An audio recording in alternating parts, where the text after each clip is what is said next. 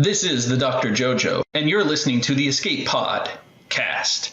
This show was recorded in front of a live studio audience. As the unofficial doctor of the cast, I want to advise you of the following side effects you might experience while watching.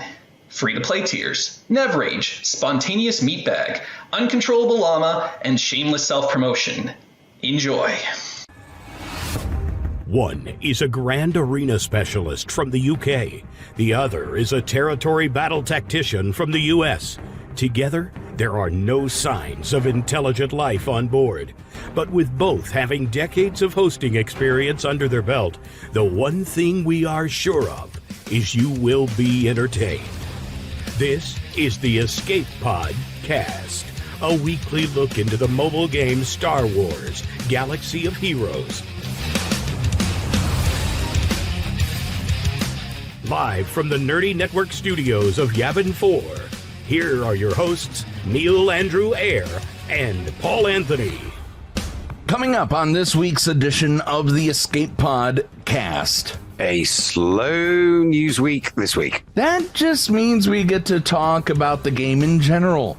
Nobody is really talking about 3v3. I still can't get into Conquest anymore. Another Conquest rant, Paul? No, I mean, I can talk about it, but this is like galactic challenges to you. I at least try and do what I can, but, I'm not going to be bothered about it if I don't. I just don't even want to try anymore. The mode's not what it was presented as at first. Then how about I cheer you up with our guest this week? I mean, we already got Hondo in the game, so the only person that's going to cheer me up, Neil, is Timothy Zahn. What if I told you an old good friend of the show is back? Horsebox, Harrispex, whatever his name was? No, our good friend Flair is back. Did somebody say Flair? I love Flair. Not now, noob. Neil, you just said Flair? Like Gaming Ember's Flair? Yeah, he's back playing the game. Okay, well, that is a good thing. We could talk to him about the web store. That's something that came out this week. There we go. Oh, and Thad has been acting a little squirrely lately. Oh, you mean aside from how he normally is? No, I don't think so. Well, we'll see what is in his story time, and the spooky October episode of Dickie and the Noob gets another airing. Those episodes are starting to become a little too self-aware. I know what you mean. Patreon's choice on the bridge as normal, of course. All this and breaking news as and if it happens. Right here on the Escape Pod cast. I specifically heard you. You said Flair.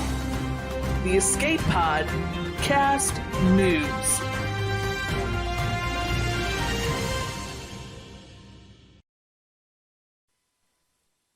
Hello there, ladies and gentlemen, and welcome to another episode of the Escape Pod cast. I'm your host, the Nev, and as always, I'm joined by my hetero life partner, Paul Anthony. Paul, how are you doing today? I'm doing all right, but our screen is totally messed up. What's happened? There we go. I fixed it.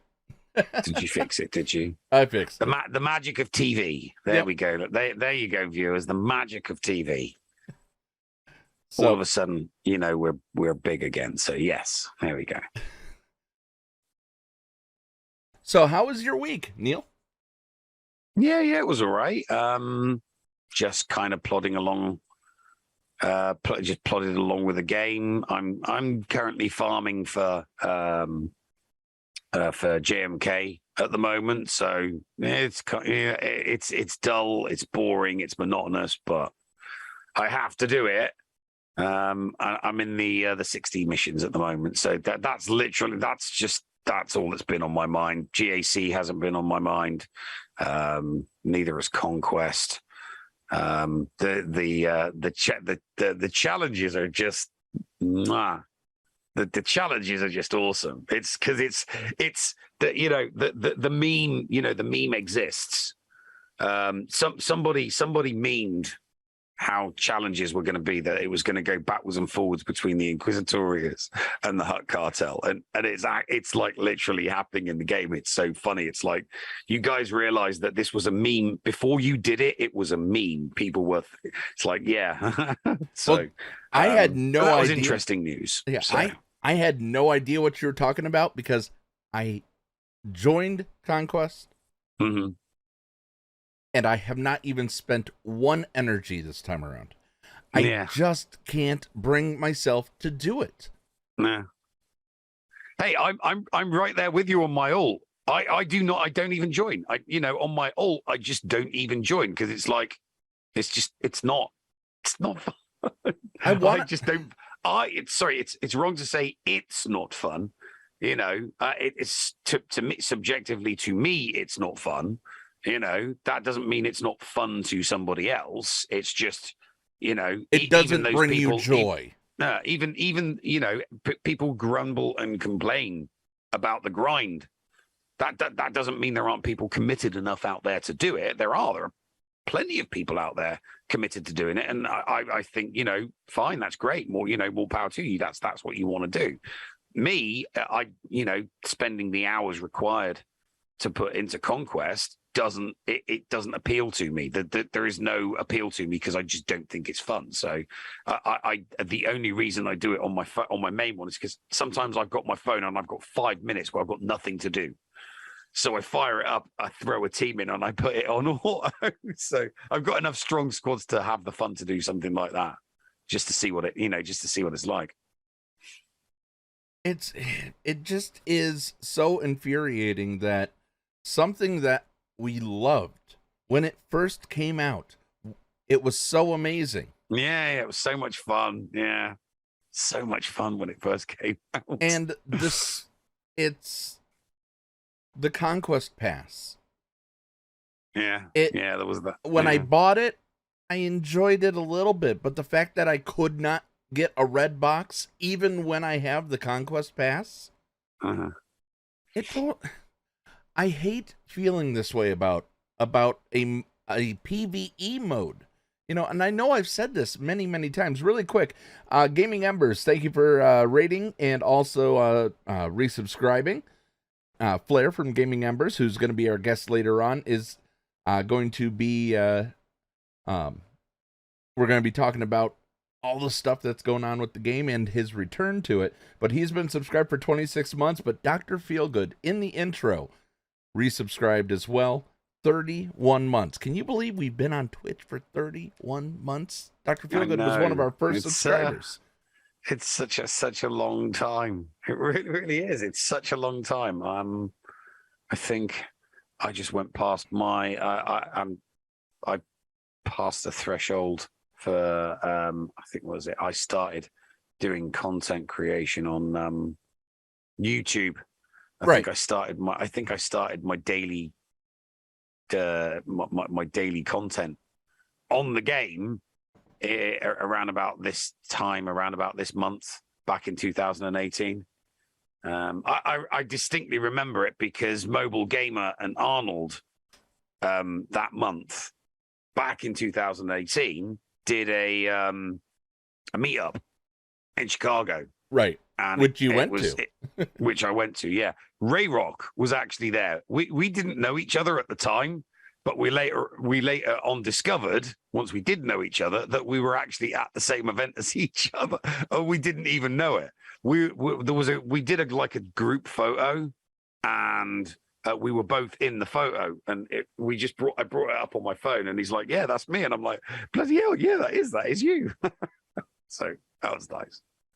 Giggin Zero points out to actually Twitch streaming on this channel for I mean, what is it? So you say 31? So we're not that far off the 3-year point, are we? No, we're not. That's it. We're getting very, very close to that. Yeah, and we're very close to the 4-year point of the show. Mm-hmm. It's it'll be a miracle if we get there. If things continue. If things continue in this fashion to where the game is losing its fun, which I'm going to get into in a little bit more in a moment, what reason do people have to give free advertising by playing this game for other people? What reason do people have to go out and give free advertising to them through through podcasts. We saw Galactic War Report shut down and come back. We've seen many podcasts go the way of the dodo over it. GMP, and you remember Shattered Order podcast.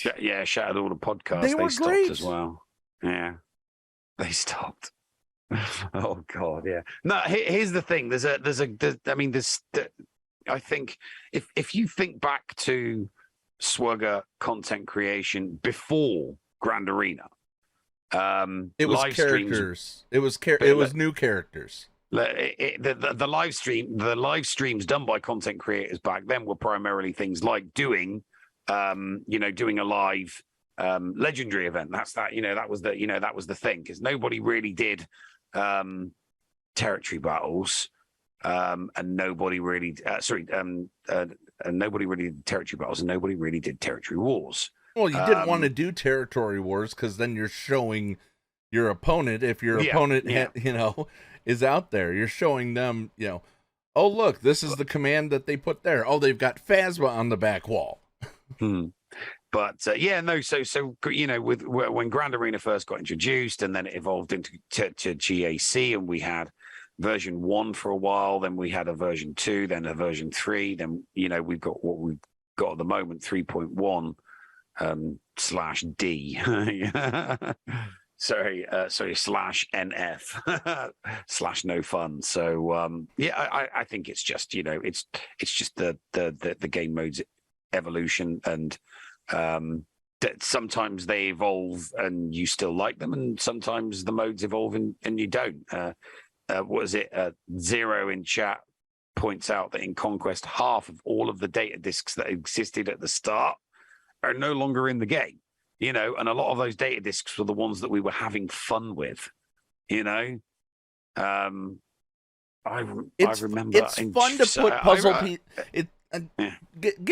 Tell me if I'm wrong here, but it's fun to put puzzle pieces together when they fit. Yeah. Square peg, round hole doesn't sound so fun, does it? No, it doesn't. No, it's very bad. So yeah. But I'm still going. I'm still plodding along. From a collecting standpoint, and keeping my fingers crossed that we might get a. I would like to see in the game, something that I would very much like to see in the game is either a versus mode where you can play, you can sign up and play with a friend in it, right? Or I would like to see more public access to the tournament server. I don't think it's too much to ask for, it's because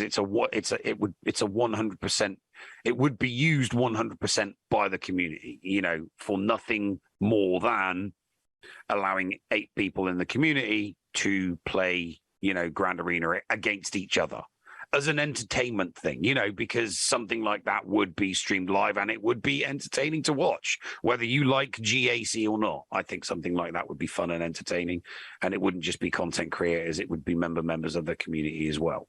I just think, that they've basically said, this is how GAC is now and moving forward. Datacons ain't going anywhere. So, even though they need to.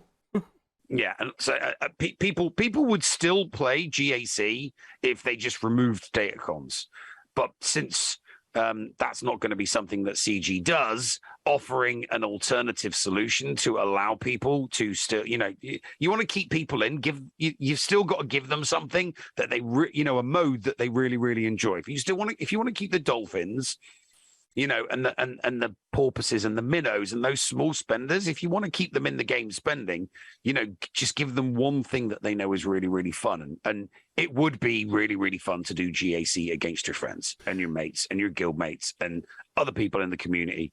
And I really, really think that it would be great for the community if CG were to offer, to do something like that. I really, really do. So I think, yeah.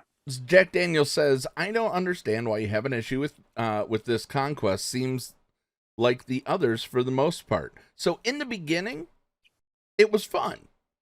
But once they slowed the energy refresh, made the boxes harder to get overall, and started throwing game, dare I say, breaking characters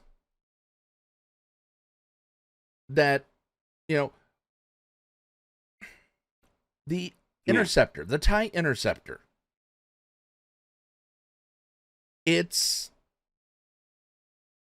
is not on the same level as Malgus. It's not on the same level as Swallow, reportedly, from everything. We are not seeing... We're not seeing a consistent reward basis in these conquests. He says the energy change was ages ago. And it was ages ago when we got the Conquest Pass. And I bought into it for the first 3 months.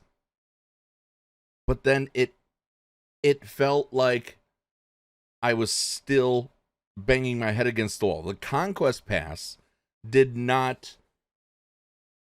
Even though I tried to play every single day, twice a day, Conquest, running out my energy, with Conquest Pass, I should have, at least sniffed the red box. I got the third box, not the first, from the top. Red box, gold box, striped box. I got the striped box from it. Double Durgan says SWGOH just feels like nothing but a PvP mobile game these days. Very, very true, but it has been and can be so much more. He says PvE content is always subpar. Now PvP modes are given all the attention. We have the new territory battles. That is what's keeping me interested. The fact that Hondo just came is keeping me interested. The fact that we're getting Afra down the line is keeping me interested. But at the same time, I feel like I'm being pushed out of playing this game due to Datacrons. I feel like I'm being pushed out because everything is about Grand Arena and they broke it. If there was a way, and I even gave this suggestion to Crumb, and I'm going to say it out loud. I don't care. If somebody wants, if they would put in a classic GAC mode where you earn 75% of what you could earn playing the Datacron game, I would play that and I'd be happy. There aren't Datacrons in Conquest. The modifiers like Retribution have been there from jump. I know. And we had to find our way around it. Look, I stopped having fun with Conquest very, very early. The energy changes that occurred after Conquest 7, that's when it became not fun for me. At that point, I was having fun. I was building up towards the final crate, and then they changed the refresh rate for the energy and the refresh rate for the stamina. And then progressively, over a period of about 3 months, they phased out some of the more fun and more interesting data cards. So and because the grind was, I went from being very close to getting the main box to spending the same amount of time, but it just wasn't there. And then there was the crystal refreshes, and because I'm free to play, it was just too much time and too much in crystals, where I would just prefer, to refresh on, use those crystals for farming as opposed to, doing conquest. I just didn't have the time. So, which you may not, it only gives you such a limited advantage using the crystals in conquest, because you still need these farther and farther goalposts as it goes down the line. Yeah. It was the grind that was created. It was the grind that was created. Obviously, the solution to that grind was a pass, and I'm free to play. So the solution, available to people with the disposable income to do that, isn't available for somebody that's free to play. But even the pass, the pass being a hard currency pass, and not. And I said this before. If the pass costs crystals and you earn that amount of crystals back, if you redbox the whole track, I guess it would be. If you could pay for yourself, or if it could pay for itself, that's where I think they would get more buy-ins. But a hard currency pass is a pass from me. Bob, you've been smiling and laughing over there. What you got? I don't know. I don't have much else to add to it. I agree with everything you guys are saying. Well, I hate Proving Grounds more than Conquest, though, because they kind of make it harder for you to get the characters afterwards, instead of making it easier like usual. I don't love Conquest, but dare I say I kind of am enjoying it more than Grand Arena, though. So I kind of am, to be honest. So that's not saying a lot. It's not like, you know what I'm saying, but I am having more fun playing it than doing Grand Arena. But that's all I have to say, really. Well, I mean, you're a content creator as well. And Neil, we run a server that deals with a bunch of Galaxy of Heroes Star content creators. Mm-hmm. You saw this happen last week, or the last week that GSE was around. How many reports did you get out of the 55 or 60 or so people that we cover? How many reports did you get? Well, it wasn't that many. I could count. I could count them on two hands. That kind of thing. It just people have less thought for GAC than they previously did. People used to be excited to talk about their week. People used to be excited to talk about what they did against their opponents in order to get a 2-1 or get a 3-0, because 3-0s used to be 10 for a penny with version 2.0. If you managed your resources well and learned what your characters did so that you could use cheap counters, you could do well. During version 2.0 you could do very, very well.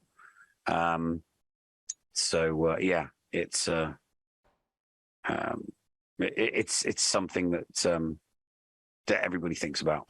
Zaz says, did anybody else notice that you had the options to use neutral characters in the light side GOTB that just finished? Yes, I did. We did. We kind of revealed that with Hondo, that you can use him in either TB, which is very nice. But I was excited for that. I might have to give that a try. The next time we get a GOTB. So if it be Darkside, I'm trying to think who would I would just put him with. I guess I could just put him with 4 bounty hunters, couldn't I? 4 bounty, exactly. 4 bounty hunters. See, I'll be interested to see what he does, because my Hondo is like Relic 5 now. Nice. So, You've beaten me to the relics. I hope that I'll beat you at relic. Come on, man. Paul, what the heck? I'm not spending money. Datacrons ruined it for me.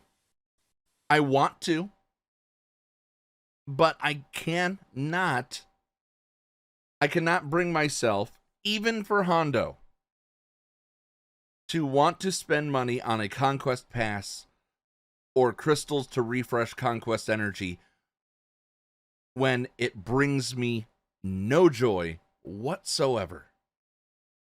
I don't blame you. Yeah, I'm just giving you crap. And as I said, I'm the PvE guy. It hurts. I'm waiting for this waiting for this new territory battle. It's kind of Nev's ultimatum. Are Datacrons going to make me want to stop? Is neutral, or 3-prong TB going to make me want to throw my hands up and not in the air and say AO?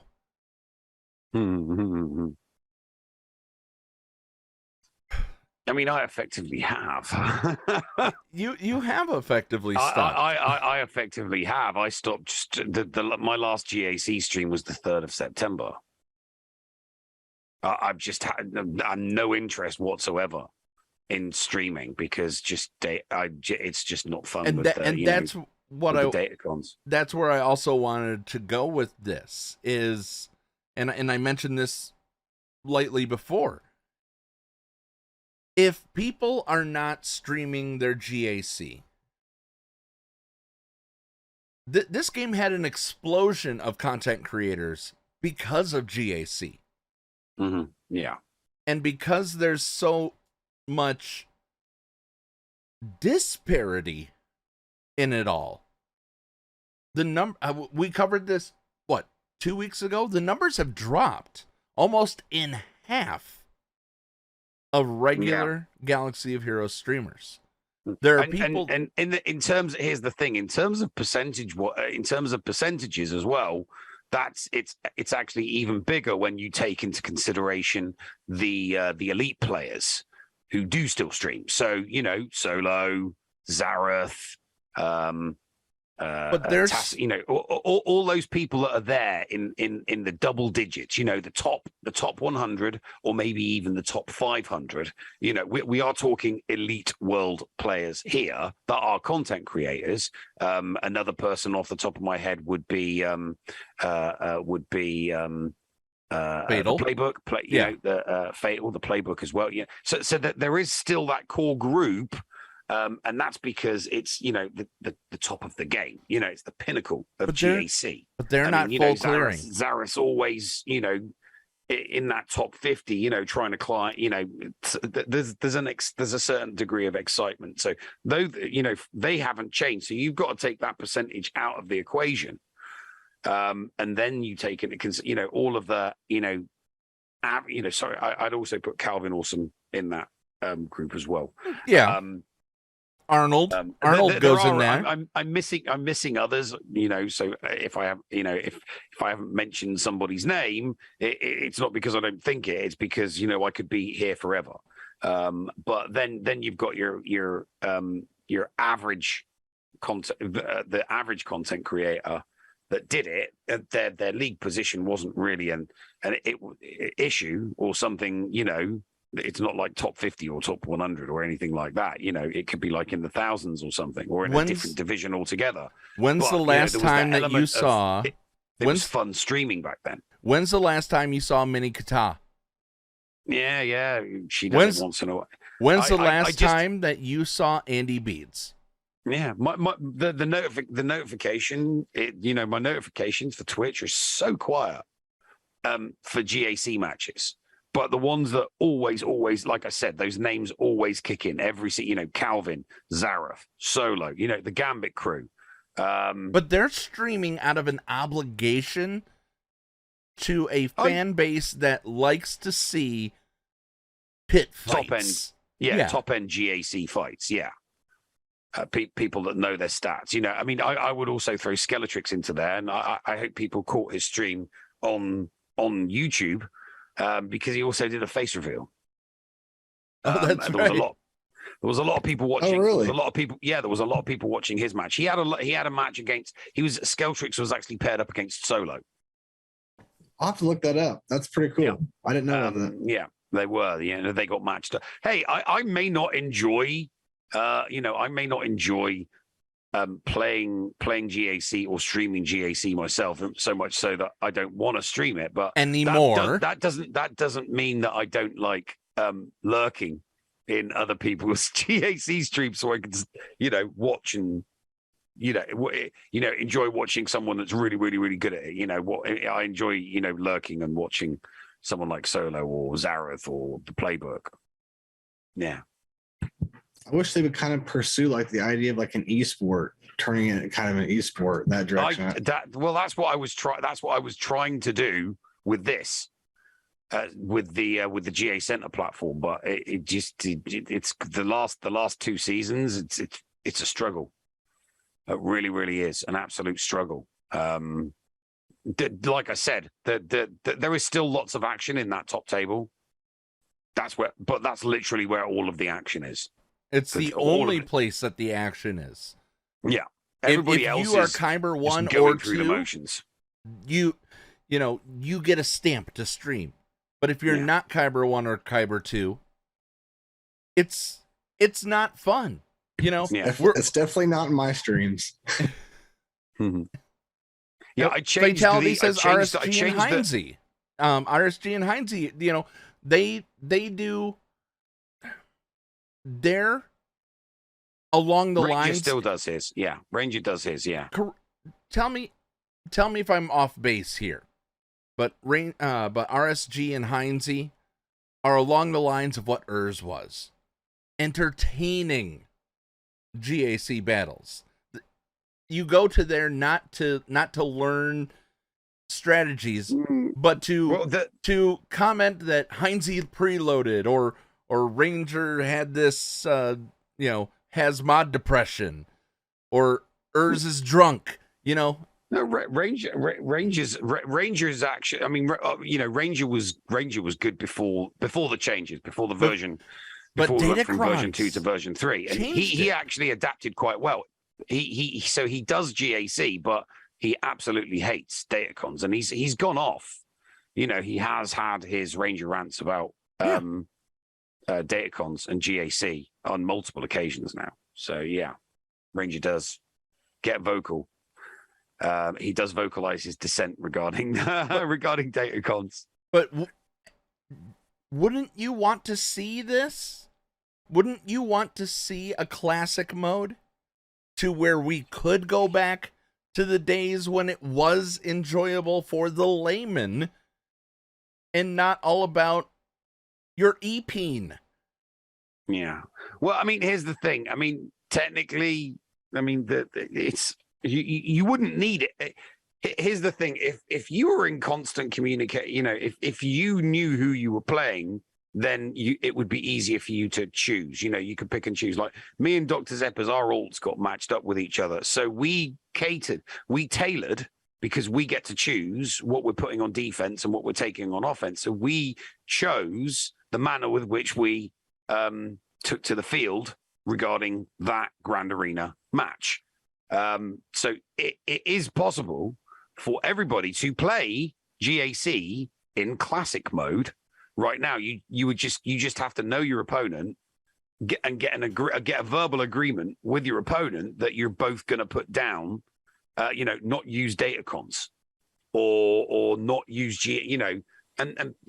that's why I say that's why I argue, and that's why I would very much like the existing Star Wars Galaxy of Heroes GAC tournament server that they created. It exists. It has been used. That's what gave us Speed GAC.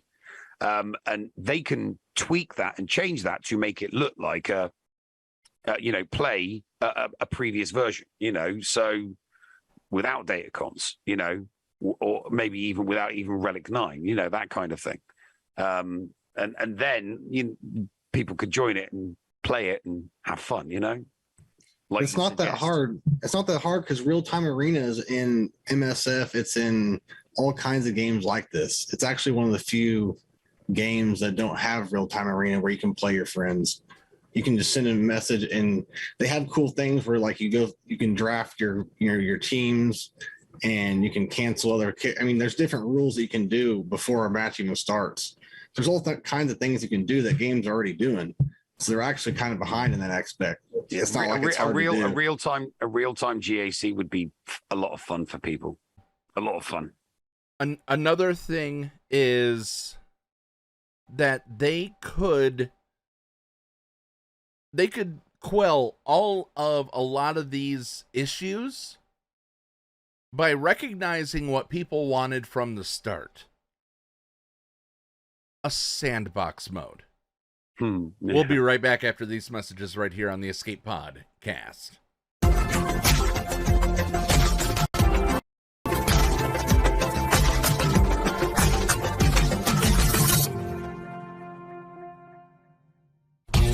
HotBot in HotUtils is one of the most comprehensive tools for Star Wars Galaxy of Heroes. With integration into the super useful mod tool Grand Ivory, HotUtils can help you tackle some of the most difficult aspects of the game. Not sure how to mod your roster for a certain game mode? Use one of the many filters that automatically assigns the right mods to the right character in accordance with your guild needs. Now with the digital features that can assist you and your guild officers in territory battles and territory wars, HotUtils is an amazing value. And don't forget the useful tools for yourself in Grand Arena, like the in-depth and customizable compare feature. Got multiple accounts like Neil, but not the time to remod them all? With this one-stop utility, you can switch between your alts and never miss a mod upgrade or a mod switch before locking into GAC or Territory Wars. Starting at just $5 a month, you don't want to miss out on these great tools. HotUtils is the new official remodding service for the Escape Pod cast. Visit HotUtils.com to learn more. That's HotUtils.com. And go ahead and spice up your Galaxy of Heroes experience. Hey there, listeners. Merchandise specialist Critty K here. Do you enjoy the Escape Pod and want to support the channel and get something a little extra for yourself as well? Head on over to tpublic.com/user/theescapepodcast and grab a Team Neil, Team Paul, Critty Play, or many other fun Padawan designs on your choice of shirt, cup, sticker, mask, or even a magnet. And be sure to check out the Mrs. Anthony Shirts channel on the Escape Podcast Discord and get the latest info on the other designs I make as well.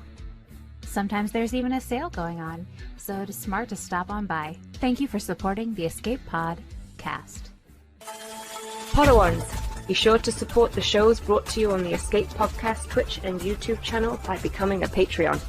For as little as $2 a month, you can support us and get a little extra for yourself. With tiered rewards including after-show access, inclusion in the GA Center leaderboards, behind-the-scenes access, and much more. There is something for everyone on our Discord server. Head on over to Patreon, that is patreon.com/The Escape Pod, and sign up today. Thank you for supporting and listening to the Escape Podcast. You're listening to the Escape Pod cast. Hello there, ladies and gentlemen. Welcome back to the show. Okay, so what are we talking now? So you watched Crumb as he responded. And the conversation. Yeah. So Crumb said some stuff. So I have reevaluated because he said that he said to us that my list was the wrong direction, but that your list was kind of like going in the right direction. I'm taking a little bit from the flavor and the direction of your list, while simultaneously going in the direction that I also think it's going to go. I still think. Nev, what do I know? What do you mean? What do know? I know? Do you think I might know something else? I don't know. Anyway, so the puzzle's still. Little do we know, the puzzle's still. The puzzle is still going. Well, no, that's just it. Yeah, exactly. It's trying to figure out, trying to deduce what they are. So I think that because Afra's going to be neutral, we've had Hondo, he's neutral. I think that the other three characters released for the event that will have a Relic 5 requirements are going to be, that for starters. That's I think that's cast iron. I think they're all going to be neutral. And now I think that what it is they're going to be it's going to be characters that have crossed over with Dr. Aphra, because in the puzzle there was a comic book.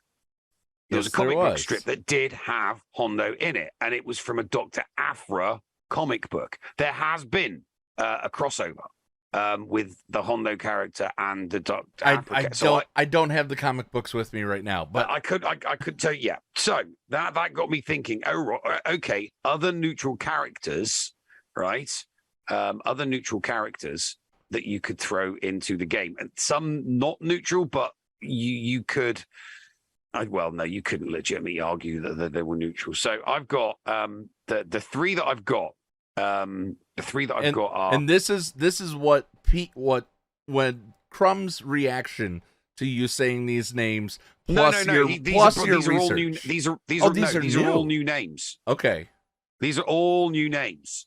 So these are characters from these are characters from the Star Wars universe that you'll have seen from in different, whether it's movies or in stories you've just heard them. And they're kind of like neutral. So one is Just Lucky, another one is General Kraken, one is Dr. Eversan, another one is B-Box, one is General Tag. Yes, that General Tag from the Death Star.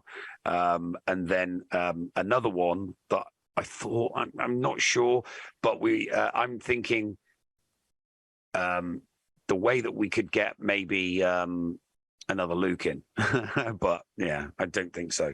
I don't think you could ever class any Luke character as neutral. So those are the names that I've got at the moment. I've been looking for more, but I'm trying to avoid the more obscure characters. If you were to go, a B-Box and Just Lucky are legitimate characters that you could class as neutral. So we'll see. How dare you mention Dr. Evazan and give a snub to Pondo Baba? There was no. Yeah, I'm not snubbing him. That he wasn't in the comic. He wasn't in the crossover issue. What if we got Jackson Action? You remember him? No, not off the top of my head.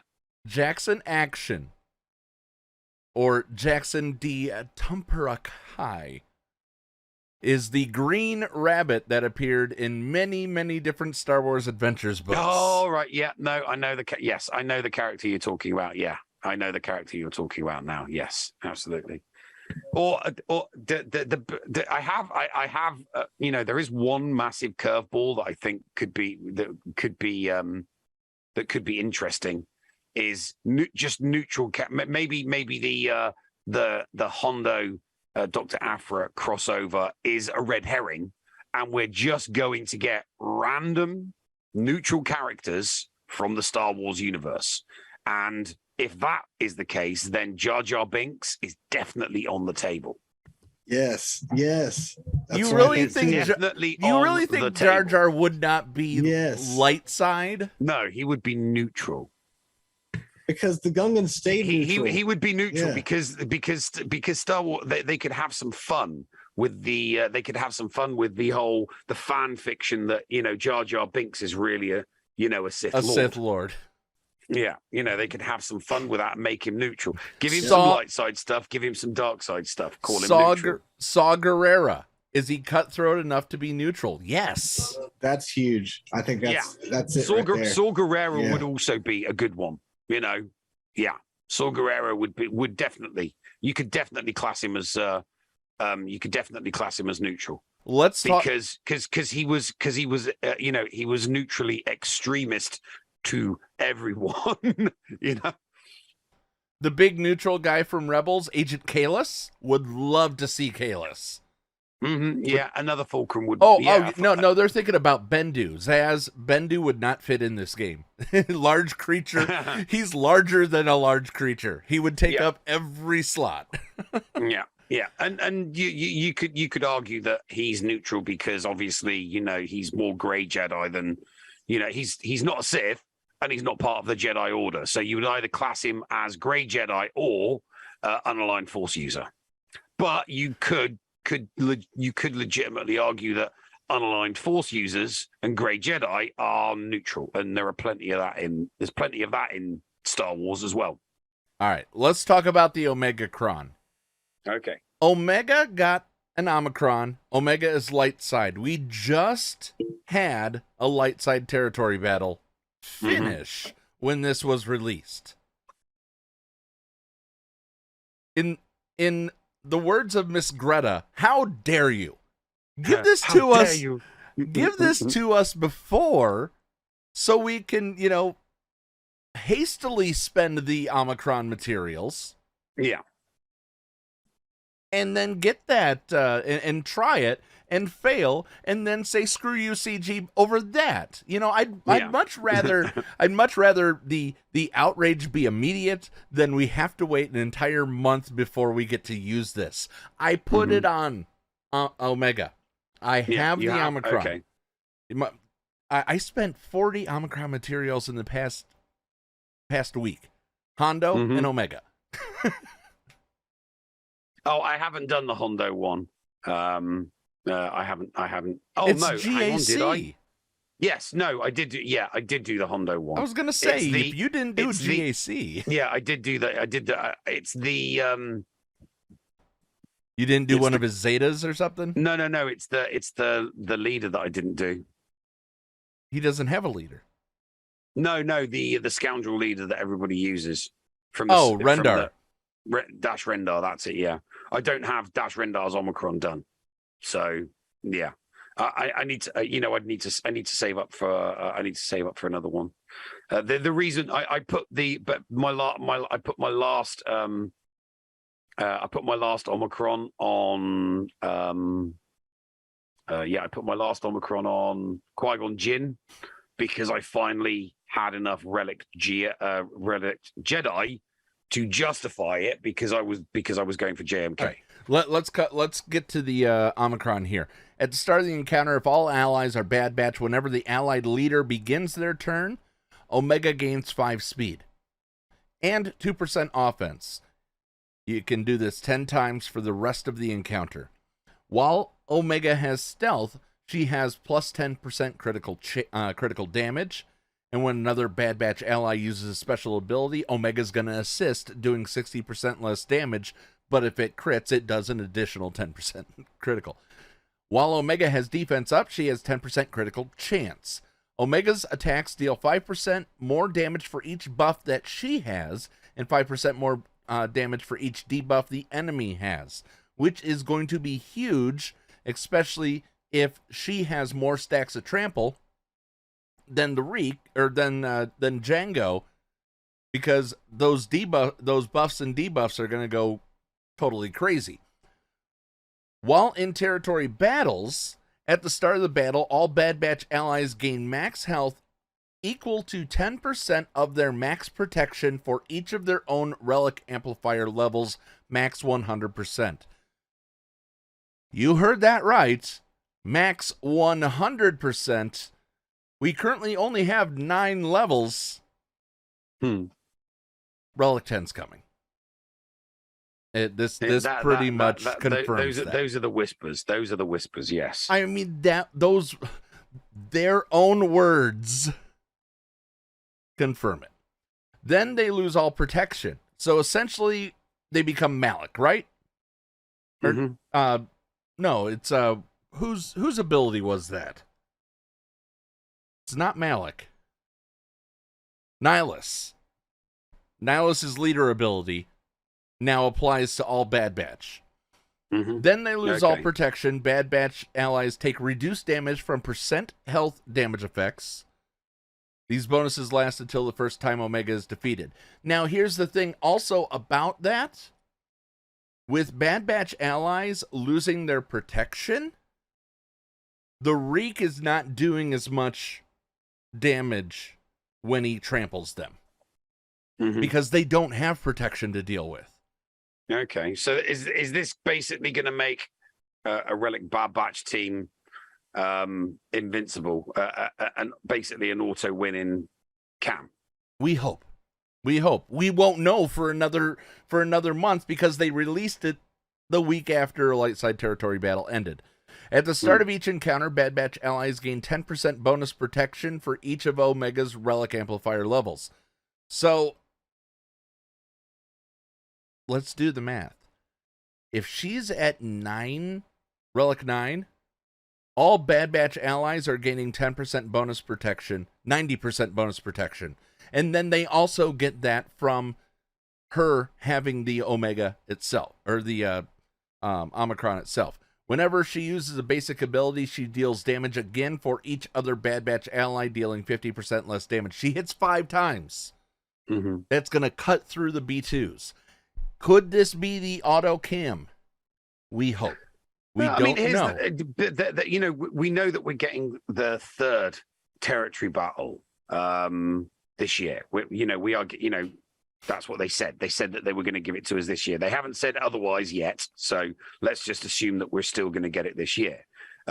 Logic would dictate that they're going to come up with ways that, you know, that they can still make a little bit of cheddar on the side with, that make the light side GOTB just that little bit more easier. And having one team that you can designate just to do the cam, so that you can use your other light side to get, you know, the 4 out of the 4s and get closer and closer and closer. Using them with maximum. gas. Using them with gas right then and there. Perfect. Yeah, you know, gas with exactly. Gas with your 501st. That's a you know that would be a brilliant team to be able to use that phase. And putting Shock T back on the team with Jedi Master Kenobi. Yeah. So it makes getting more stars easier for guilds. If there is a quick and easy fix, you know. Granted, it hasn't been needed before. It wasn't needed with what you just needed, you know. I know people, I mean, I just kind of like took all my geos to gear 12 and then 6E'd all their mods. And that was enough for me to be able to do it. But I'd still have to do it on manual. If you just took you know, all your geos to like Relic 3, then it became autoable. Yeah, I auto everything with geos, except for phase 4. They never built that ability in to cam, you know, where you could just use a bunch of Relic 7s and Relic 6s, because my alt account has Relic 6 and Relic 7 squad for that, and sometimes the RNG just screws me over. But even then, even if there was the ability to do that, we would not have the AI. I don't think would instinctively and correctly attack the B1s, then down Django, then go after the Reek. It would just start spraying everything everywhere. So will it be autoable? Auto assist. Anyway, soft locks, covering all the other news. Soft locks happened, causing a lot of people issues. In fact, it could have possibly even cost a few players. It definitely cost people GACs. Well, not just GACs, but actually playing the game. Yeah. And their seriousness about it, because of their EP, you know, as we've already established. But also, on the way will be a web store where essentially you can start, if you want to spend money in the game, you can spend that money and maybe get a little bit better of a deal, because Google and Apple aren't taking their cuts. We're going to talk to Flair, who's returning to the game, about a web store, because he's had experience with it, coming up in our incoming transmission. But first, a very special story time with Uncle Thad, right here on the Escape Pod Cast.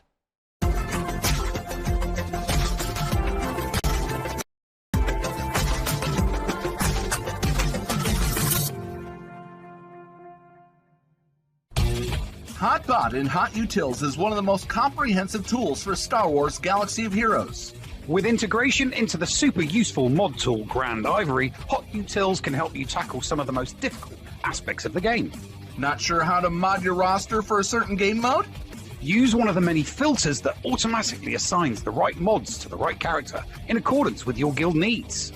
Now with the digital features that can assist you and your guild officers in territory battles and territory wars, HotUtils is an amazing value. And don't forget the useful tools for yourself in Grand Arena, like the in-depth and customizable compare feature. Got multiple accounts like Neil, but not the time to remod them all? With this one-stop utility, you can switch between your alts and never miss a mod upgrade or a mod switch before locking into GAC or territory wars. Starting at just $5 a month, you don't want to miss out on these great tools. HotUtils is the new official remodding service for the Escape Pod Cast. Visit HotUtils.com to learn more. That's HOTUTILS.com. And go ahead and spice up your Galaxy of Heroes experience. Podawans, be sure to support the shows brought to you on the Escape Podcast Twitch and YouTube channel by becoming a Patreon. For as little as $2 a month, you can support us and get a little extra for yourself. With tiered rewards including access to Shitty Bill's Arena tracking bot, after-show access, inclusion in the GA Center leaderboards, behind-the-scenes access, and much more. There is something for everyone on our Discord server.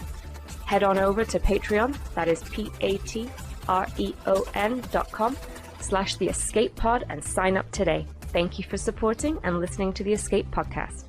Back to school. The Escape Pod, cast for kids. It's really cool.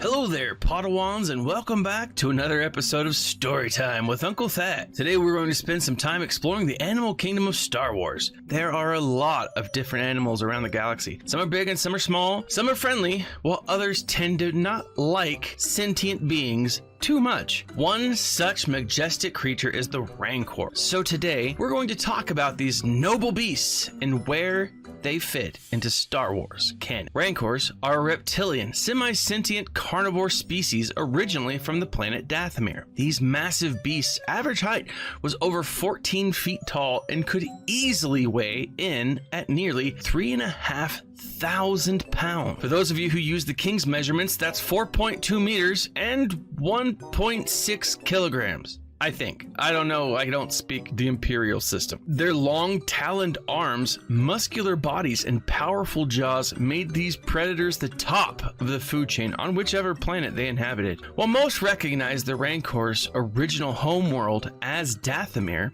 subspecies of the Rancor can be found throughout the galaxy on a variety of different planets. Three of the most common Rancorian subspecies are the Jungle Rancor, the Rage Rancor, and the Shadow Rancor. Other names, or maybe they are just further subspecies of the Rancor, include the Hunter Rancor and the Bull Rancor. The Jungle Rancor was native to Felucia, where they lived in herds not unlike the Nerf. These herds coexisted with locals and lived in relative harmony with the people. Different in appearance to others of its species, the Jungle Rancor had a clearly defined shell on its back, with spines that ran along its body and webbed hands. Their unique physiology gave them greater speed and keener senses than other subspecies. A Rage Rancor, also known as a Bull Rancor, was larger than the traditional Rancor and far more aggressive. This beast typically lived alone and were thought to be untamable. You could recognize a Bull Rancor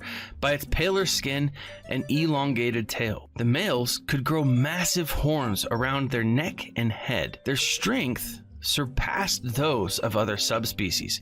These guys did not make good pets. There was a legend of a Bull Rancor on Tatooine that had escaped, decapitated its owner, and then used its skull like a party hat.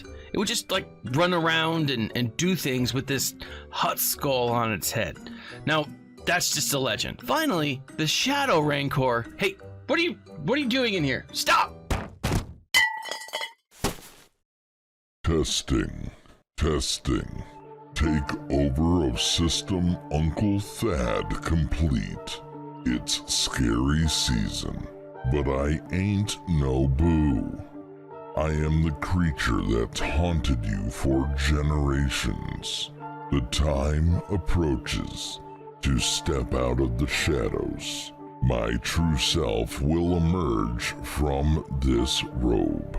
My power will be coupled with demise. You may resume your story time. For now.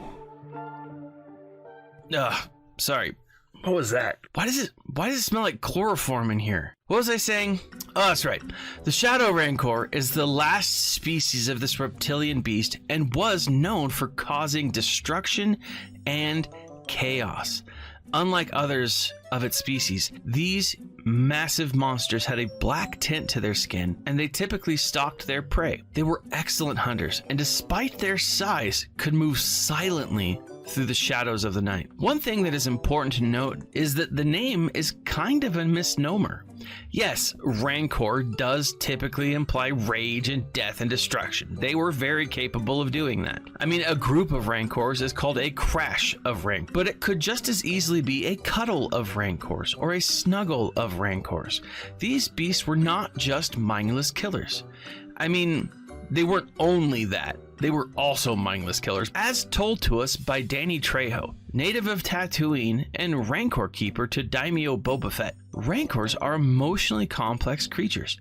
They're typically peaceful, unless threatened or hungry, which, I mean, who of us has never been a little hangry, am I right? They can form a bond with the first humans that they see.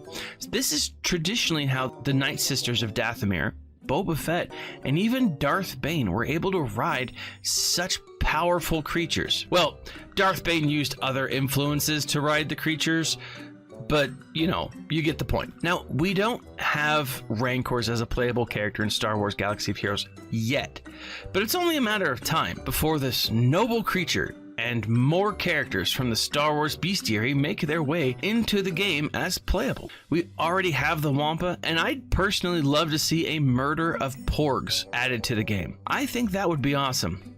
Well, that's it for me, folks. Stay tuned for more story time with Uncle Thad right here on the Escape Podcast for Kids. Hello, friends. This is Thaddeus from Going Nerdy, and I approve this message and am compensated for signups for this service. The world's largest audiobook library is at your fingertips, and the Escape Pod Castaways wants you to try it for free. Head on over to escapepodcastaways.com and click the Going Nerdy offer button to claim a free audiobook and 2 Audible originals. Cancel anytime, and it's absolutely free to sign up. Check out Audible and support the Escape Podcastaways. All for free. See Audible website for details. Restrictions may apply. Hey there, listeners. Merchandise specialist Critty K here. Do you enjoy the Escape Pod and want to support the channel and get something a little extra for yourself as well? Head on over to tpublic.com/user/theescapepodcast and grab a Team Neil, Team Paul, Critty Play, or many other fun Padawan designs on your choice of shirt, cup, sticker, mask, or even a magnet. And be sure to check out the Mrs. Anthony Shirts channel on the Escape Podcast Discord and get the latest info on the other designs I make as well. Sometimes there's even a sale going on, so it is smart to stop on by. Thank you for supporting the Escape Podcast. Attention, we are receiving an incoming transmission.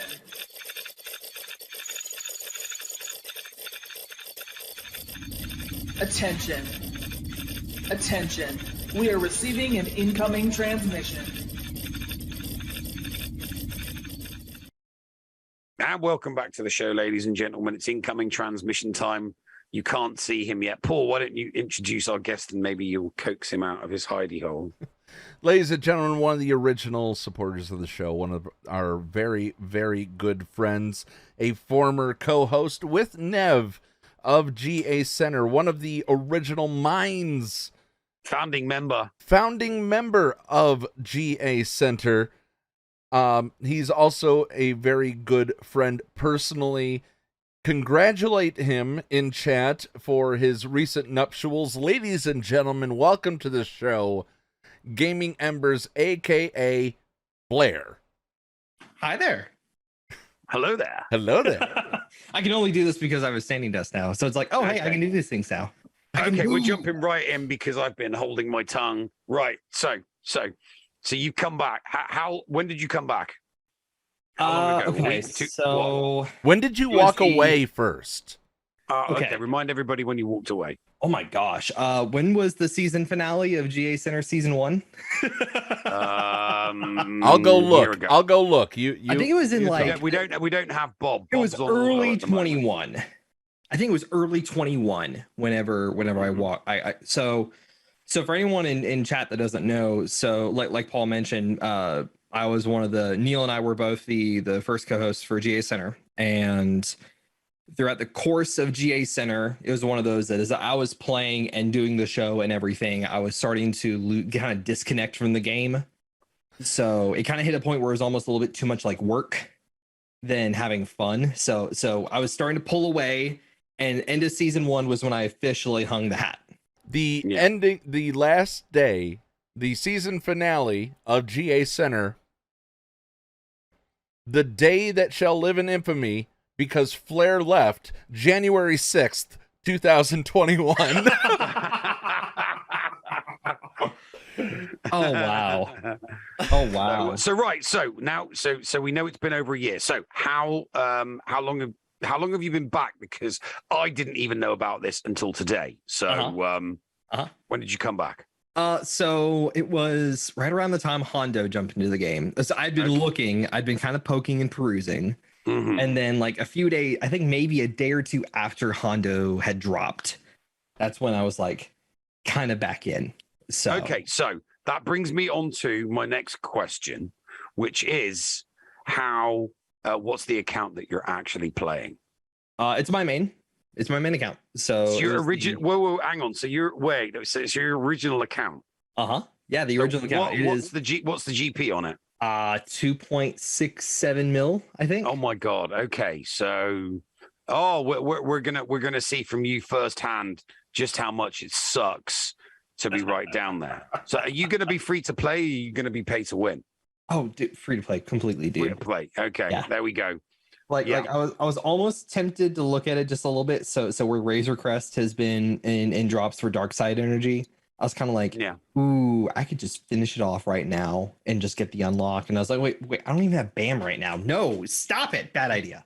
Yeah, didn't even do it. I'm gonna do one of those, like in the sitcoms and those rom-coms that, girlfriends and wives force their husbands and boyfriends to sit and watch, and there's always a scene in there where two people get together that aren't particularly well suited, and some charming bit part actress that's one of the periphery characters goes, I give it a month, right?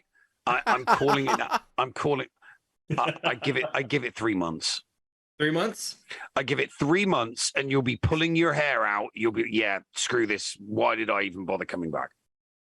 I mean, it's been so. There is so much that you cannot do at your GP level. Oh, dude, I'm already seeing it because it's like, wait, so Ben Malgus. There's no access to Commander Sokatano. None of these characters. I'm like, man, all these characters that I completely missed. And then so Conquest. You all were talking about Conquest in last earlier segments. You can't do hard until you hit. I can't do hard mode. I'm in normal, but even then, for normal for me, like I'm just now passing 110 of the pieces. Mm-hmm. So I'm just now past like the first big box, and that's it. So wow. Oh my god. See, and you wonder why I don't like Conquest anymore. Well, and also to be fair, my roster is very specifically focused into like Padme and Galactic Republic. And so it's like I can't do much else. I remember what your account was like. So but yeah, no, it's been I think the biggest thing I'm doing is kind of just picking and choosing what I'm wanting to do, and not so much. So for full reference, I am completely end game Marvel Strike Force. That's I am in the end game, and that is pretty much where I'm living and where I'm staying at. So comparatively, where I'm kind of being forced to do certain things, and I'm liking doing what I'm still doing over there, even though the game is getting bugs literally every other day. Days without bugs keeps resetting. Over here, it's just like, okay, what I'm wanting to work on. Oh, hey, I never got gas. Let's work on gas now. So I just unlocked Darth Revan like 2 days ago. Wow. Well, that was one of the things that I was pulling my hair out, because Mark III ability mats, I have like 50, and that's it. Oh no. And so every day it's just like, oh, I get a few more, please, sir, just a couple more. And so it's just like, man, geez. trying to get all that. But Yeah, it's more focusing. I imagine that's one of the reasons why I say I give it 3 months, because I think I see. What is it? Thrifty. It says he's free to play and he's in the same GP as you, and he's not pulling his hair. So to that person, it's not. I'm not saying that every single person doing free to play and picking up their account would be pulling their hair out. I'm just saying that Flair will be pulling his hair out. That I give Flair 3 months with not everybody else. It's just Flair. But yeah, no, it's just so yeah. It's gonna be. So when you joined GAC, what league and division were you in? I'm curious. Bronzium 3 was where I jumped in. Yeah. So it wasn't not Carbonite. So the first opponent I played against was like a 4 mil account, had like 25, 30 relic characters to my like 10. Oh my god. But for some no. For some reason, so I set Padme and my 501st. That was like my go-to team for the longest time, and it still is really. Padme 501st, and they took 3 attacks on that to try and kill it. And I 1 and 2 tapped everything else on his defense. Get this. The matchmaking is now skill-based. It doesn't matter if you're facing a 4 million account when you have 2 million. You're as good with your 2 million as they are with their 4. I'm sick and tired of always seeing these things about, oh, I'm outmatched, I'm outclassed. I don't know. I'm going against the dude making full relic 7s this next time. There's some issues where people don't play 3v3 and then they go hard on 5v5 and vice versa. But with excluding that exception, you should be playing people that are as good with their rosters as you are with yours. See, and I think that's kind of the weird, ambiguous gray area for me, because the game doesn't have, over a year's worth of GAC data to work off of for that. So, like, again, this first one had pretty honestly mediocre defenses, so I just slaughtered that one. There was really no issues. I 2-tapped 1 team, and everything else was a 1-shot. But then this next week, it's like, okay, there is a gas that's fully relicked in one area. There is a Grievous Droids group that's fully relicked, and I'm like, I'm not clearing Wampa with Omicron solves that. What's an Omicron? I have 3 pieces. That's it. No, you don't have an Omicron character. No. The disadvantage. There's so many things that I've missed. Oh my god. So Conquest was starting as I left. So I don't have any of those characters that are associated with it. I think Bam had literally just come out as well. Yeah. You literally left and came back at such it's like the chunk you've missed is ridiculous. It's nuts. It was the heyday. It was the best period, in my opinion. It's like seriously very, very fast. We went from version 1 to 2 to 3 to 3.1 in the space of a year. Whereas we'd been doing we'd been knocking out season after season with no changes other than the format that we knew. I mean, I remember the day when they brought out version 2, because we'd already changed the format of our show to incorporate what we thought the new divisions were going to be when they broke it up from 4.5 onwards. And we had, Premier League, then we had the Championship, then we had AAA, AA, Single A, and the brackets that we created just happened to be the exact same brackets that they created for version 2.0. You missed all of this. You've missed every single one of the GAC evolutions since I left. Nuts how much you've missed. And all of that happened in like a year. It did. Yeah. It all happened in a year. Well, then you add in like all the characters and all the things that have happened since then. So like for reference, one of the things I'm doing right now is I'm farming Kyle Katarn because that was one of the games that I enjoyed as a kid. And I'm like, they're like, oh, he's part of Starkiller. And I'm like, screw Starkiller. It's Cal Katarn. Yeah. That's the character I'm farming. What you need to do is farm all 4 of the legends. So that you can get. I've seen that. So because Starkiller is just.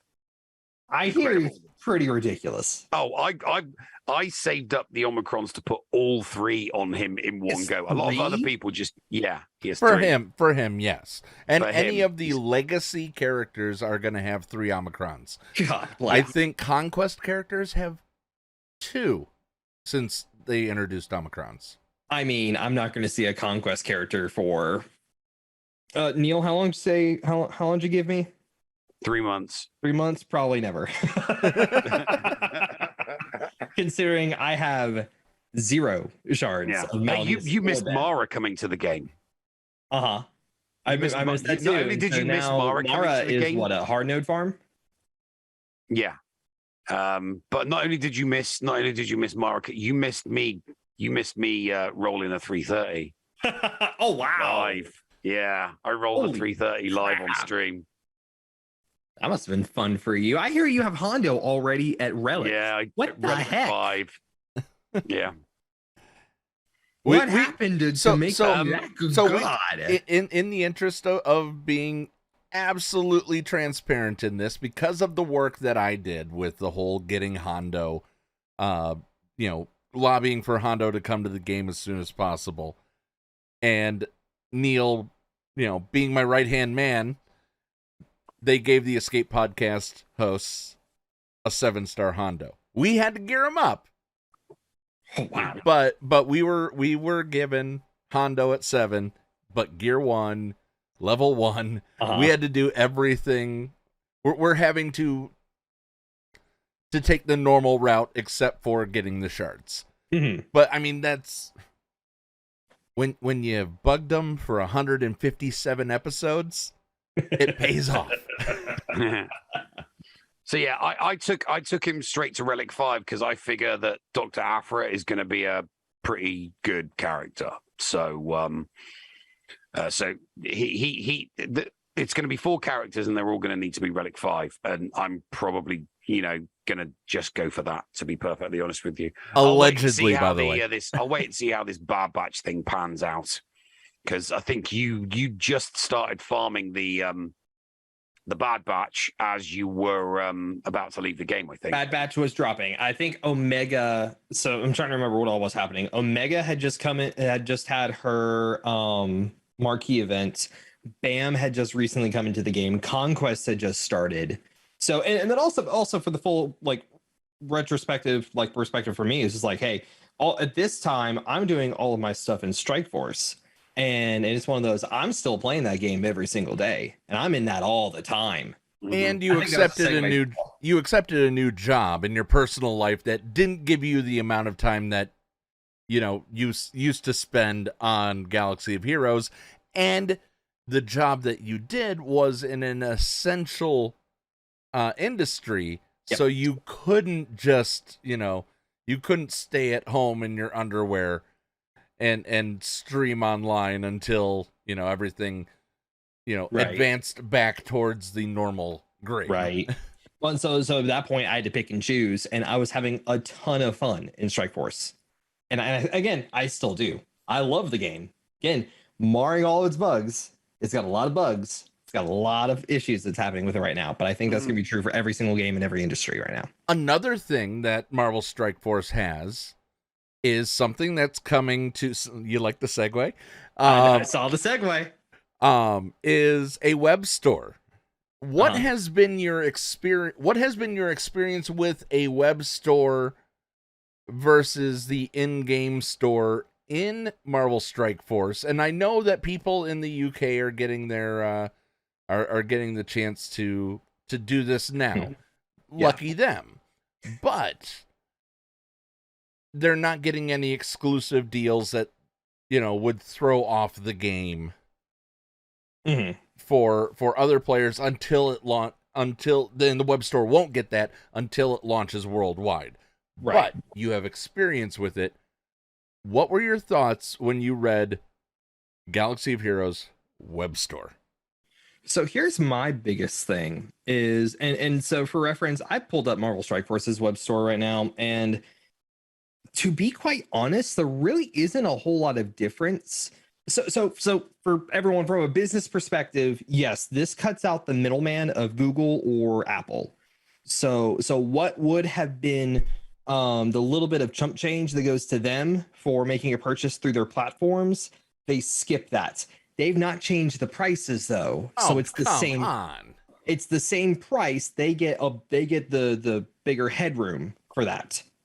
So there's no savings to the consumer then. Not really. Now there's sometimes a few offers they provide specifically, and they include a couple of orbs and stuff like that are really specific for, like, there's a web launch orb they had, and they bring that back every so often. They refresh it with newer characters, but the biggest thing for the web store that they did was they added in milestones.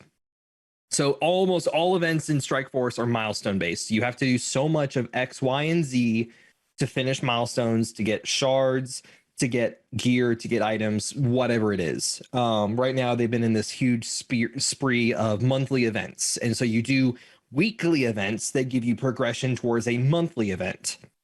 And so like on the web store right now, you can log in every day and pick up a couple extra points towards that event and fragments of an orb, where every few days you get to open another one on top of what you get through the in-game event. They sometimes when they do events, so like this next week, they're going to have a web exclusive portion for milestones, and that gives you extra progression on that weekly event. So it's like, hey, if you're logged in and you're connected, and Scopely has been pushing for people to be connecting to the web store. And it's one of those of like, hey, you're missing out on a lot of gear and items and stuff from the web store that you wouldn't be getting otherwise. There's straight up progression and stuff like, it's like, hey, you have to do so much more if you don't do that. Quick question on this. In the web store, can you spend in-game currency, or is it all hard currency? It is all hard currency. So if you want to spend your in-game premium currency, you got to do it in-game. But here's the thing though, understand, there's no difference in, you've already paid the money for that in-game currency, so they're not gaining or losing anything from doing that. So that's why, and I can understand from a business decision why that would just not even be a factor. Well, no, to me, it doesn't make business sense. Why would you not incorporate a free-to-play element in the store in order to then show to that free-to-play audience, hey, you don't have to spend a lot. Maybe you'd like to become a minnow or a dolphin. Here, look at these offers. So if there was stuff in the store that you could buy just with the in-game currency that some free-to-play people could look, that it might turn someone who is free-to-play into, a minnow or a dolphin. So not putting any there, I actually look at that in the reverse. I see it as a poor business decision because people who do not spend in the game, I mean, I've not even looked at and I'm not going to. I won't ever need to, because there is nothing in that store that I could ever buy. But there are other people that start free to play, or maybe they started with a hyperdrive bundle and said they're not going to spend anything else, seeing something in the store and thinking, hey, I didn't realize I could get that for $5. I'll get that. Right. The next, there's another $5. So for nothing, for the cost of nothing, because putting extra items in the store is not going to cost them anything because they're already running the site. It brings in people that they could potentially get new customers from. So to me, it makes no sense that they haven't done that in the web store. Just doesn't make sense. Apparently, you get something, they're planning on giving you something if you log in to check out the offers, so they can just go, "Ooh, look, shiny Han Solo dice! You can buy these. Look at the shiny." Well, and so in that update for SWGOH's web store, they're saying, hey, you can you check in the store every single day and you get a crate that gives you, what is it, one of the different types of energy, some gear, some ability that's mats. that's what they were saying in the article about the web store that's on the way. So that's the entry. That's the thing that gets people onto the web store. So with how all of these have gone, there's usually a hook. There's a reason to bring the players onto the web store. generates traffic. It's going to pull them away from their platform holders to say, hey, Google and Apple aren't going to collect as much money. Now, and I will say as well, they have a persistent thing that's running. You get these extra items for spending so much money called UPC tokens or something like that. And they build up towards an internal milestone on the web store. But so the biggest thing, and I think everyone in our community is trying to figure out what's happening here pretty soon. Mr. Negative is dropping into the game here pretty soon. We already have Mr. Negative in Galaxy of Heroes. It's, every other content creator. But so the character Mr. Negative is dropping in. And so they've not specified how he's being released. They're saying, hey, check out some exclusive web offers. And so we're like, okay, is this where we're going to see the turn where you're only going to have stuff that's on the web store that you can't get in game? We don't know what's happening with that. So I can't give a solid conclusion just yet. So wait out. Yeah. Okay, I figured as much. So, okay. So what else are we going to talk about then? We've done Marvel Strike Force and we've done SWGOH. How often can we expect to see you streaming? Yeah, that was going to be the question. So we have been, man, let me tell you, like Paul mentioned, the whole nuptials and everything that happened. That whole season kind of everything went whoo as far as time went. So now we have been sitting down and me and my wife love her to death. We have been sitting down and trying to figure out, okay, when can I stream and do all my stuff? And then we have our time together. And so right now, you should be able to see me on Tuesdays, Thursdays, and Saturdays on Twitch. We are playing around with YouTube as a once a week kind of deal right now on Fridays. And usually we're talking about 3 to 4 hours for a stream. Well, Friday usually comes once a week. You mean once a month? No. Like each Friday, do a YouTube stream. Okay. So like every Friday is on YouTube. So we're playing around with it. That was the whole kind of like, hey, we're gonna start October with all this. Other stuff have happened that kind of derailed a little bit of it, but we've still got everything that's kind of keeping a rough schedule along with it. So Tuesdays, Thursdays, Saturdays, always here on Twitch. And it's kind of whatever's happening right now. October is the whole spooky month stuff. So I've been playing Vampire, and after that, we'll see what happens. I have a buddy of mine that's wanting to see me play Until Dawn because I'm not a huge fan of horror games. So the most horror you like is Among Us. I don't know. I think I'm a little too old for that Among Us phase. I don't know. I feel like I'm in that weird awkward generational set where like Among Us had its like flash in the pan for me, and that was it. But no, otherwise it's like Tuesdays is a lot of Destiny 2. I've been loving the crap out of that game. So I have a fire team I play with every single week or almost every week. So hi, Carrie. A lot of stuff.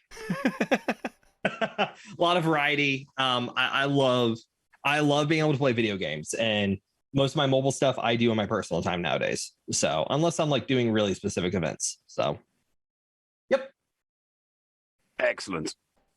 What are you let's we're going to start wrapping it up here. What are you looking forward to in November, and how are you going to theme December? So I don't know. I haven't thought that far out yet as far as, well, the biggest thing is, so another huge life thing that happened was I moved. So I'm in a full on like office in our apartment instead of having to stream from my bedroom. And so it's just like, hey, we can make the office Christmassy themed and stuff like that. November's just going to probably be pick some video games and start playing. I've gotten some of the Persona series titles, and I'm like, I kind of want to pick one of those, even though they're like 100 hours plus. And Cascade, no. to answer Cascade's question, read the question, because the audio audience. Back? No. Even if Dickie Darkside wanted to have Ludbaka in, you would not bring him back? Probably not. Between and Man, I'm telling you, like next couple of months has been weird and crazy. Work, I'm teaching full time now. Congrats. I keep doing all my ministry stuff I mentioned in the past. So between all that, between streaming, between trying to live a married life is like, whew, trying to figure out what happens week by week at this point. So, all right, one request that we had that I have to ask you. Dr. Feelgood wants to hear you sing the campfire song. Oh my gosh. I know it'd be Dr. Feelgood. Oh, okay. Hold on. Let's gather around the campfire and sing our campfire song. Demonetized. That's the short version for Escape Podcast. Dr. Feelgood, you can hear it later on my stream. Oh, the way you said that, now we have to tune in. So are you going to go live? Are we going to be able to raid you right after the show today? Well, actually, it'll actually be tomorrow. Tomorrow. I was like, wait, no, it's going to be tomorrow. Oh, yeah. All right. So then I'll be live tomorrow. So we'll see. I want everybody to go twitch.tv/gamingembers. And that you'll be able to join the campfire and sing their campfire song. Flair, anything else before we let you go? Or first off, Neil, any questions before we let him go? No, we can let him go now. I won't grill him anymore. All right. No, it's good to poke back in and see what's happening and figure out what's happening now. So yeah, it's good to have you back, and let's start doing stuff again together. I still remember our Minecraft Dungeons days. That was fun.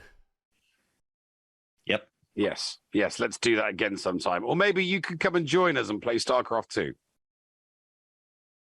Yep. We're looking at starting to do that. So, all right. Coming up, a replay of last week's new Dickie and the Noob. You might want to get your voice recorder out for this one. Find out what's going on right here on the Escape Pod Cast.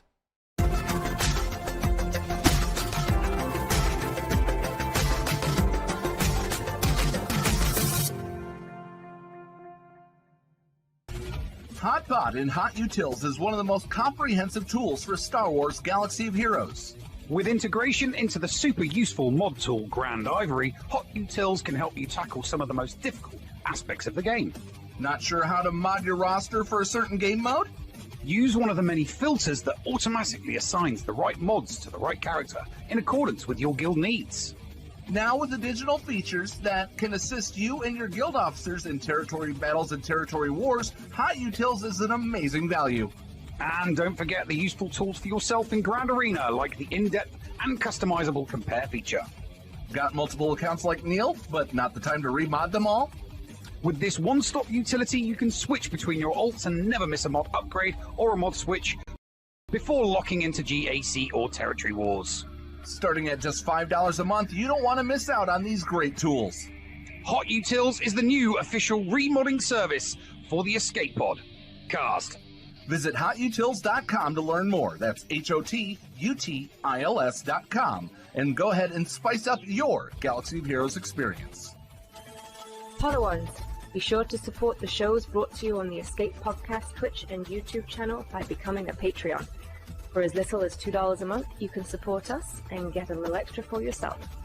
With tiered rewards including access to Shitty Bill's Arena tracking bot, after-show access, inclusion in the GA Center leaderboards, behind-the-scenes access, and much more. There is something for everyone on our Discord server. Head on over to Patreon, that is patreon.com/The Escape Pod, and sign up today. Thank you for supporting and listening to the Escape Podcast. Hey noob, you got a second? We are on a tiny spaceship where the only other people are a little alien who doesn't speak a word of basic. In a teenage nightmare, I try to stay as far away from as I can. So, yeah, I guess I could fit you in. Yeah, well, I've got some bad news. Is there any other kind? What is it now? Was Tatooine's Got Talent already picked up for a season 2? No, actually, I've had to cancel the show entirely. Already? Well, you do realize the show was never actually real in the first place, right? And well, the show kind of lost its purpose because Hondo's been found. He's coming to SWGOH, and we're not the ones who cashed in on the bounty. Seriously? Who cashed in? It was Paul. Paul. Like Paul from the Fulcrum? That no good, scruffy-looking nerf herder. Sorry, I got a little carried away there. Wait, I always assumed he was the client. And you assumed that we were the only people he had on the case? I guess not. So, what are we gonna do now? Well, we've been going at it pretty hard. We could just take a vacation. With what? If we're not getting paid for the Hondo job, we have no money. We could go back to the hall. That door guy offered us a room whenever we wanted. Did I just see on Space Talk that my Moofdung dad has resurfaced? Yeah, that means we can drop you off as soon as possible. Now, noob. Rhonda is our guest, so let's hear her out. Yes, Limo. And let me just tell you, there is no way I am going back to that guy. He's such a pain, and he's always stealing my hair clips. Wait, what's going on? Didn't we just have the whole ship diagnostic run? I have no clue what's going on. What is going on? Why did all the lights turn red? This is really uncool. You know that Weequays can't even see red, right? Again, you know that I have a file on Weequays in my databanks, and that is not true. Yeah, I'm going to actually have to side with Noob on this one, Rhonda. If you can't see red, then how do you know the lights are red? Anyways, that's besides the point. Noob, can you plug into the ship and see what's going on? Sure. Actually, wait, I cannot. Why not? Well, the socket is on that panel behind us, and we don't have an asset of me going in that direction. I can basically only move left or right. Ugh, aren't we in spacefaring science fiction? Why is it that robots always need to physically plug in? Don't we have, like, Wi-Fi or Bluetooth or something on this ship? That's a good point. Pairing. Pairing successful. Pairing successful. Whoa. I think this has been sabotaged. Somebody has had a field day in these subroutines. Oh no. It's taking over my... Somebody... Help!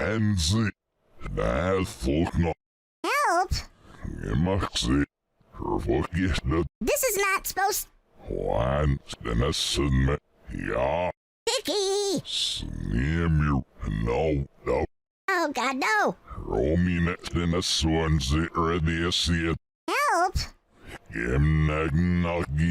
Help! Somebody... Vicky! Noob, are you okay? Oh, yeah, I think so. Getting some of these old desires for human side is coming back.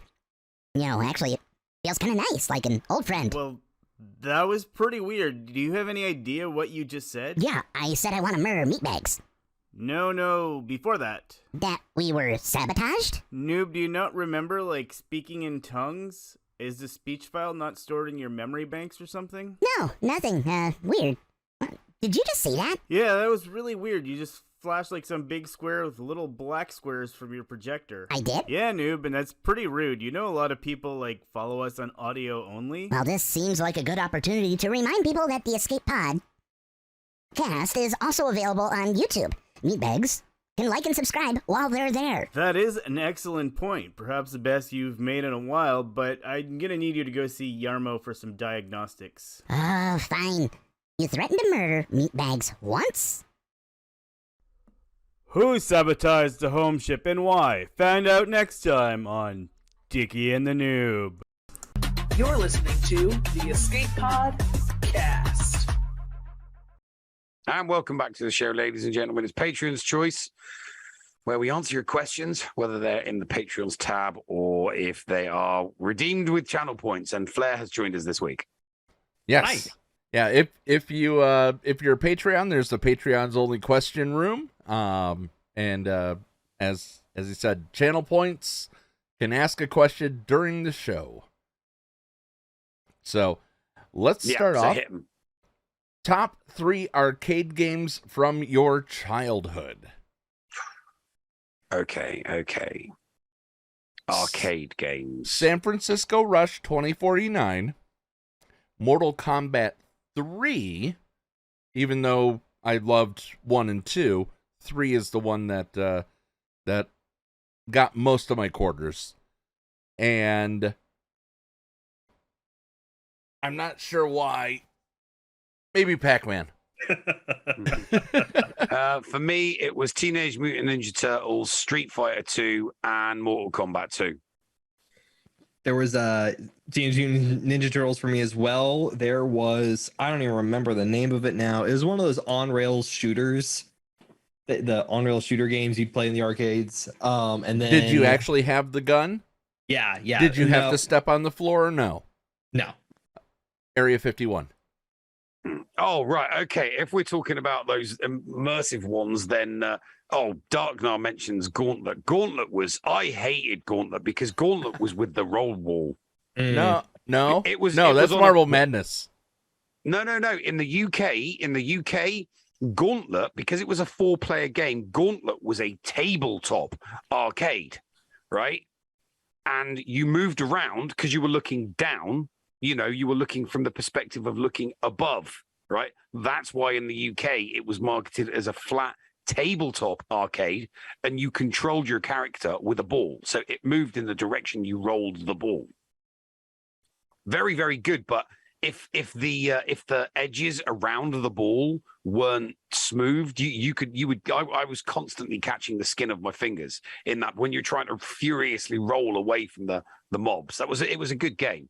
But those ones, the Star Wars arcade, the one that you would sit in, that was a good one as well. Okay. That was a good one. You guys had a joystick in the US. No, we had a rollerball in the UK. I'm trying to remember. I think there was a Marvel versus Capcom game I played as well. One of those the fighter games. And that took quarters. All right. We're moving on in honor of the now late actor Robbie Coltrane, who passed away earlier today. A very, very big British actor and beloved by a lot of people for portraying the role of Hagrid. Top 3 Robbie Coltrane acting roles, and why is the first one Hagrid? Because it's the only one I know. Yeah, you see, I'm British. So I knew him in a lot of stuff. He was my number one would be Dr. Fitz from Cracker. That TV series ran for years because it was so good, and he was so good in it. So I would say that is number one. So Cracker is number one. I would say number 2 for me. Something else that you might not have seen is Nuns on the Run, which is absolutely hilarious. I believe I've seen it in passing. That basically you've got him and Eric Idle, and they're bank robbers. And they don't want to get caught, so they disguise themselves as nuns and hide in a convent with other nuns. It's absolutely so it was essentially hilarious. Sister Act in reverse. I was going to say, what is this? This is Doubtfire done in like a nunnery? Yeah, it was Sister Act, but with two male comedians, not Whoopi Goldberg, and it wasn't like close, protection. It was, they were the bad guys and they were hiding from the law. Whereas obviously with Sister Act, she was in witness protection. So different kettle of fish. All right. So the only, sadly, Hagrid is one of the only ones I know other than Lord Dingwall from Brave. Do you remember that? Wait. So he voiced? Yes. Dingwall from Brave? Yes. Huh. And now you know. And I've learned something today. And then, for me, Valentin Dmitriev Zukovsky from both GoldenEye and The World Is Not Enough. My knee, it aches. Every winter. Who's strangling the cat? Yeah. That's my mistress. Okay.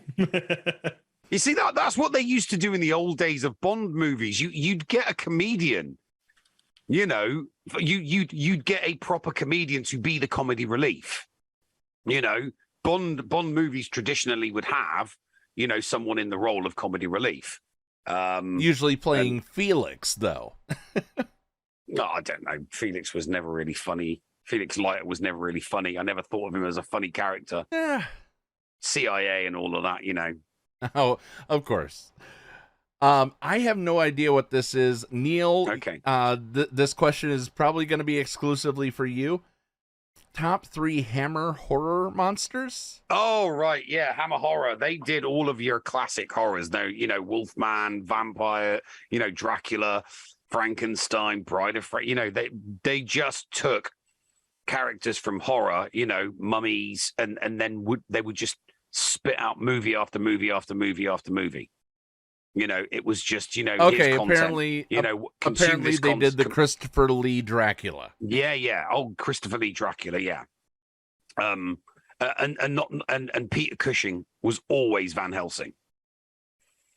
Although I will say, one of basically the Hammer Horrors were ruled by British acting royalty. So you had Vincent Price, you had Peter Cushing, and you had Christopher Lee.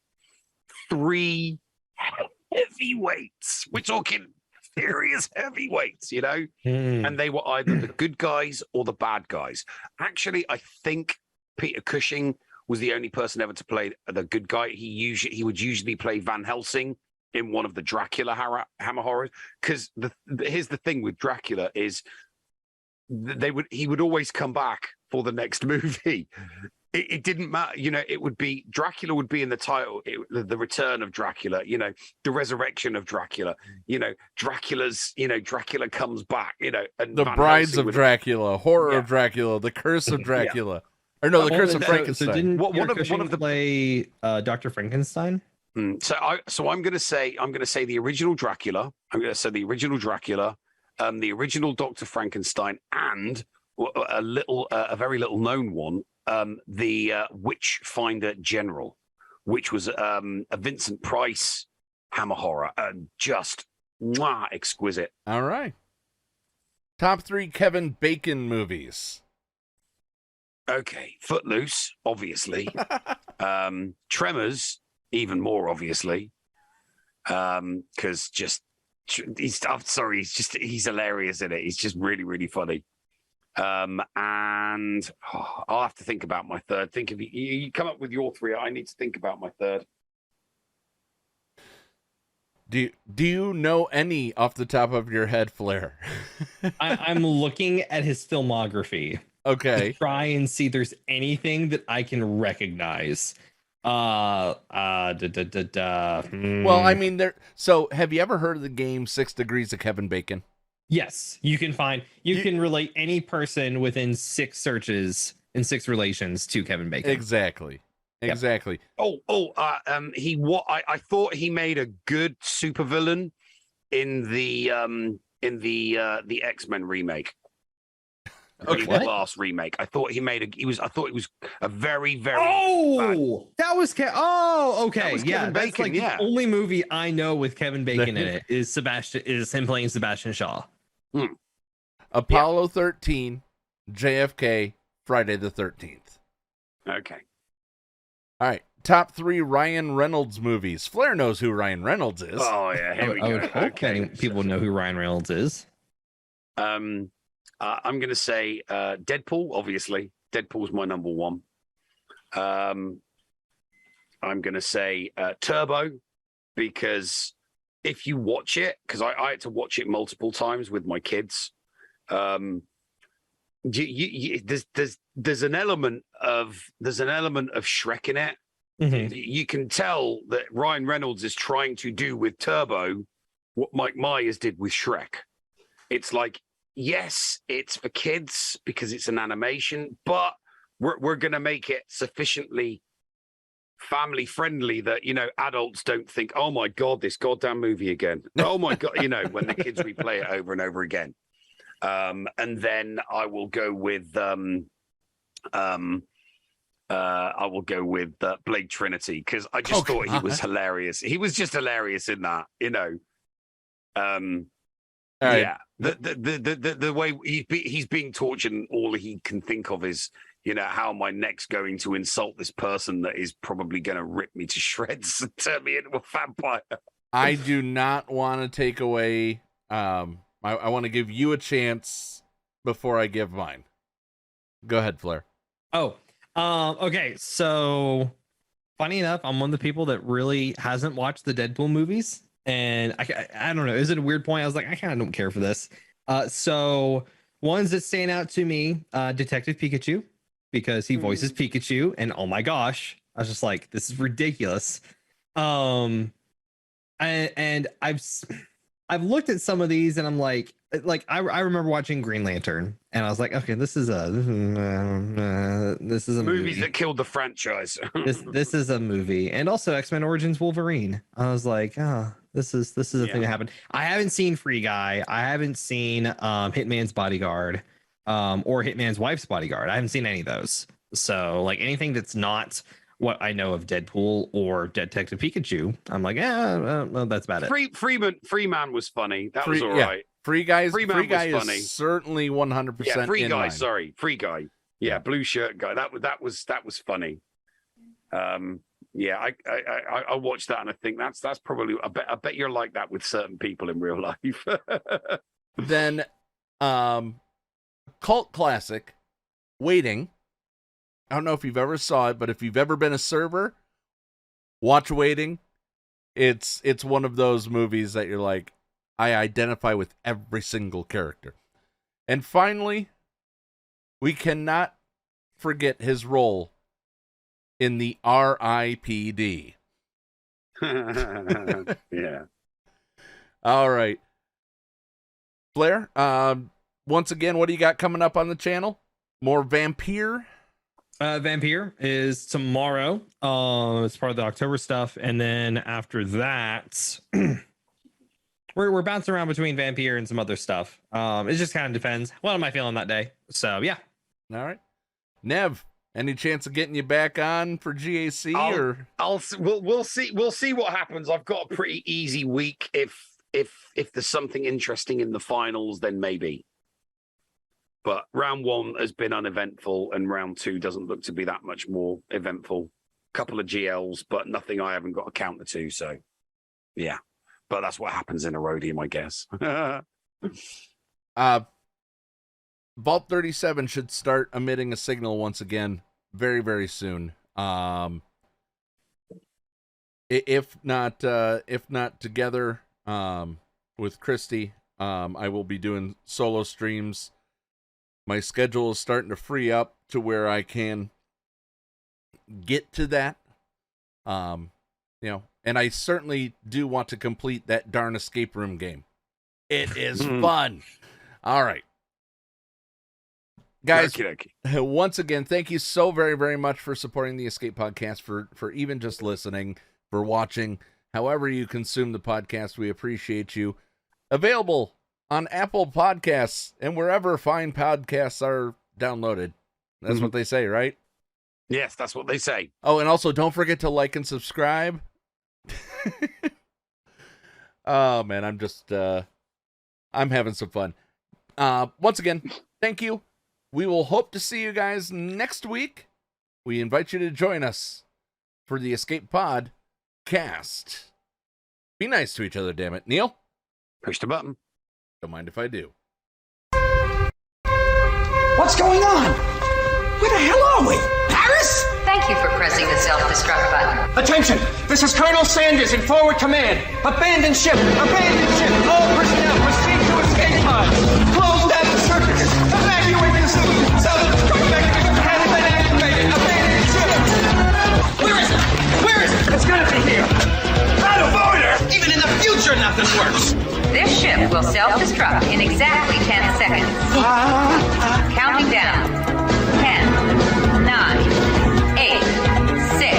6! What happened to 7? Just kidding. 3, 2, 1. Have a nice day. Thank you.